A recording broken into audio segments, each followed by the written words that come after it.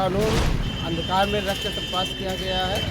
ये कानून कोई जो है कुछ लोगों की शरारत है, ये इससे देश में बंटवारा हो, देश में आपस में मनमुटाव हो। मुस्तरद करते हुए मनमाने तरीके से बीजेपी ने ये बिल जो है पास किया है और उसके बाद उनकी एक भी नहीं सुनी गई है। उसमें संजय खाली मुसलमान ही नहीं थे। कानून तो पास ही हो गया है, लेकिन हम विरोध करते रहेंगे क्योंकि ये मुसलमानों के खिलाफ है। जिस तरह से वक्फ बिल को लेकर के पूरे देश में गहमा गहमी जैसा माहौल बना हुआ है, लोगों के दिलों में एक डर समाया हुआ है कि वक्फ बिल आ गया है, इसको लेकर के अब वक्फ की संपत्तियों पर सरकार किस तरह से उसका इस्तेमाल करेगी, सरकार के इस्तेमाल में ये किन कामों में आएगी, इस तरह से तमाम सवाल होते हैं जो कि वक्फ बिल को लेकर के लोगों के दिलों में उठ रहे हैं। आइए हमारे साथ कुछ लोग मौजूद हैं, इनसे बात करते हैं कि क्या लगता है। जी, क्या नाम है आपका? जी, मेरा नाम सद्दाम अहमद है और ये कानून अंधकार में रख के सब पास किया गया है। ये कानून कोई जो है कुछ लोगों की शरारत है, ये इससे देश में बंटवारा हो, देश में आपस में मनमुटाव हो।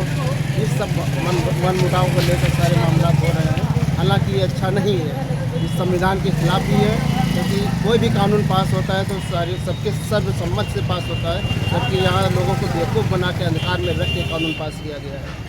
देखिए, इनका कहना है कि किस तरह से कानून जो पास हुआ है लोगों को अंधकार में रख के पास किया गया है, लेकिन हकीकत ये है कि लोगों की सहमति से ही ये कानून पास हुआ है। तमाम बीजेपी के जो सहयोगी दल है उन्होंने पूरी सहमति जताई है, उनका वोट मिला है, तभी ये लोकसभा और राज्यसभा में पास हुआ है। आइए एक शख्स और हमारे साथ मौजूद है, देखिए इनसे बात करते हैं क्या कहना है इनका।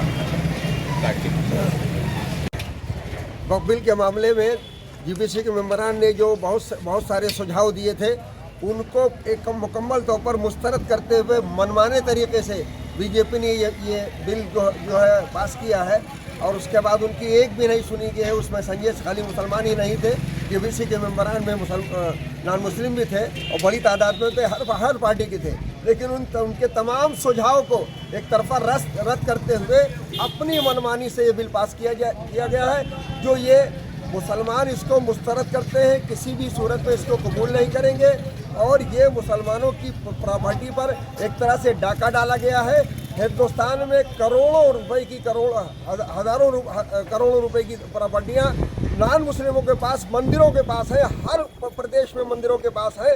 उनसे कोई नहीं पूछता है कि ये प्रॉपर्टी हम जब्त करने जा रहे हैं, लेकिन मुसलमानों की जो प्रॉपर्टी वक्फ की प्रॉपर्टी है, जिसमें मंदिरों की तरफ से कोई दान नहीं दिया जाता कहीं, लेकिन जो मुस्लिम प्रॉपर्टियाँ हैं, जो वक्फ प्रॉपर्टियाँ हैं, इससे मुस्तकिल दान दिया जाता है। न जाने कितने को जो है वो विवाहों को जो वजीफ़ा दिया जाता है, न जाने कितने बच्चों को जो स्कॉलरशिप दी जाती है, कुछ यतीम पाले जाते हैं, कुछ रज़ाई गद्दे दिए जाते हैं हर साल लोगों को।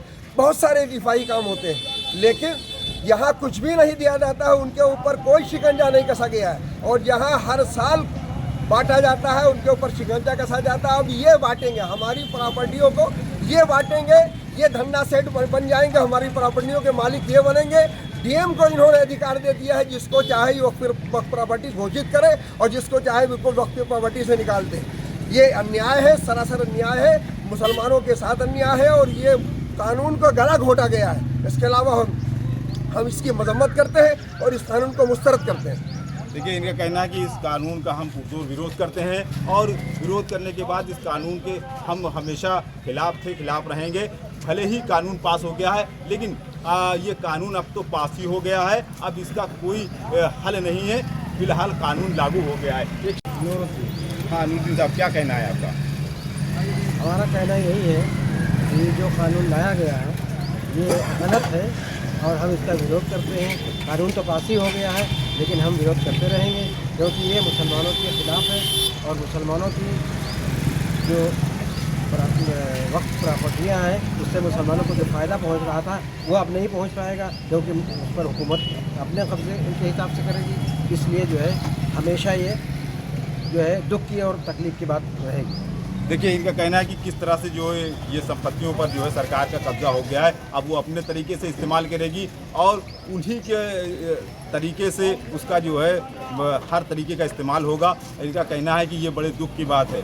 और जिस तरह से ये वक्त बिल आ गया है, अब जुमे की नमाज, चूँकि आज शुक्रवार है और जुमे की नमाज होनी है और सारे मुसलमान इसी वक्त में इकट्ठा होते हैं, लेकिन पुलिस व्यवस्था काफ़ी चाक चौबंद की गई है।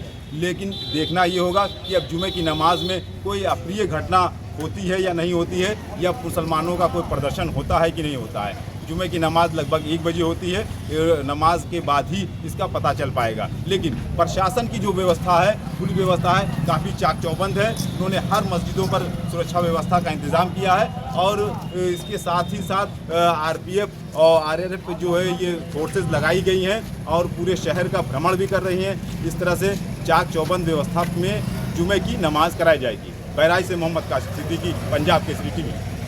हमसे जुड़े रहने के लिए हमारे YouTube चैनल को सब्सक्राइब करें और नई वीडियो की नोटिफिकेशन के लिए बेल आइकॉन को दबाएं।